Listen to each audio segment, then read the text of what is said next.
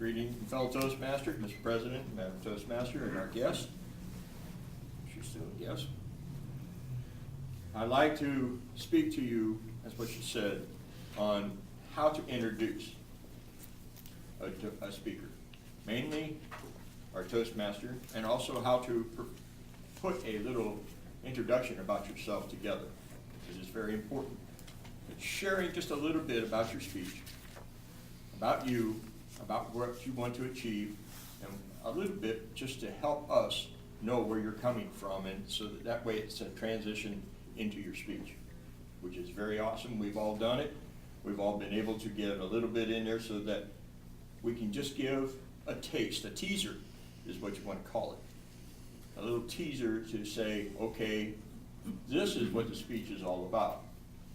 And I had some notes, but you know what? I never used notes after a while. And I did that one time and I really blew it.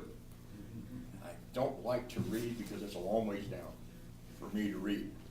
But I've been in Toastmasters for 10 years and I should be able to do this without notes, ever.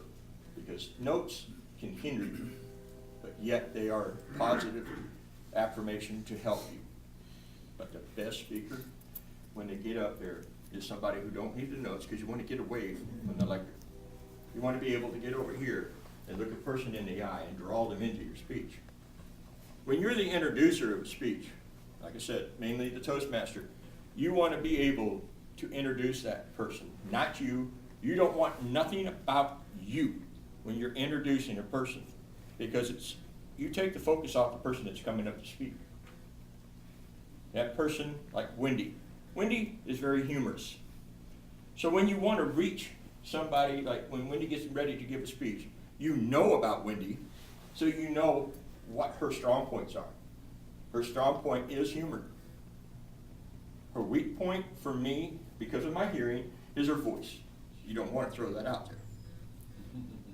When you have somebody like Bob, Bob's been very good at keeping records of who's going to give a speech.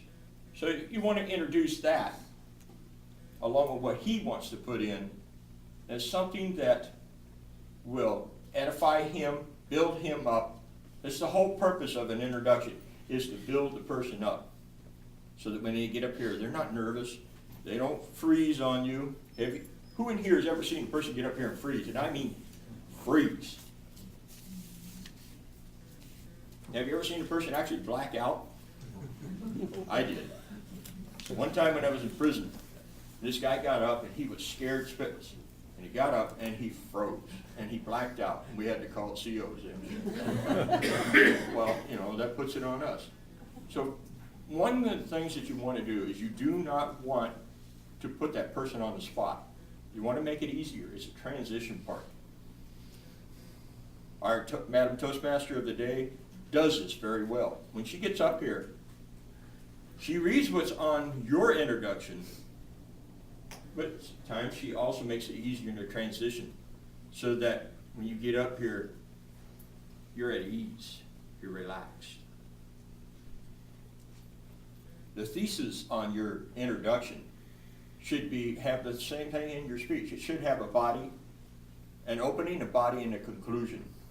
Your opening is simple. What it is you're getting ready to talk about. Your icebreaker, for example. Your icebreaker is all about you. Nobody knows you better than you, right? Right? I mean, I hope I'm getting, people hearing me, but I know I can hear me. But the icebreaker is all about you. So nobody knows you better. Your body of that introduction, the simple little introduction, should be 30 to 45 seconds long. That's all the longer you need it. I made mine very simple and sweet this morning. But in there it should tell about your topic, a little bit, just a teaser about that topic.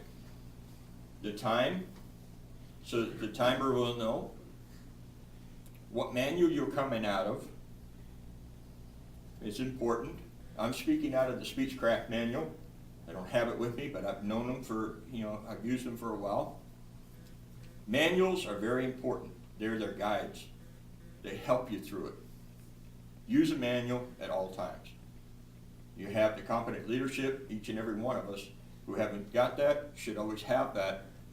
Like for the timer, for instance, he can get credit for what he's doing. The vote counter, the odd counter, all those are in there in a manual. When you're doing your introduction, you should always draw the people in and say, hey, okay, I'm ready to hear what it is. And they're listening to what it is that your speech is about, so they're geared for that. And when you do, just remember, the person that's getting up here to speak may not always have the clicks that they want, but at least that transition helps them. Madam Toastmaster.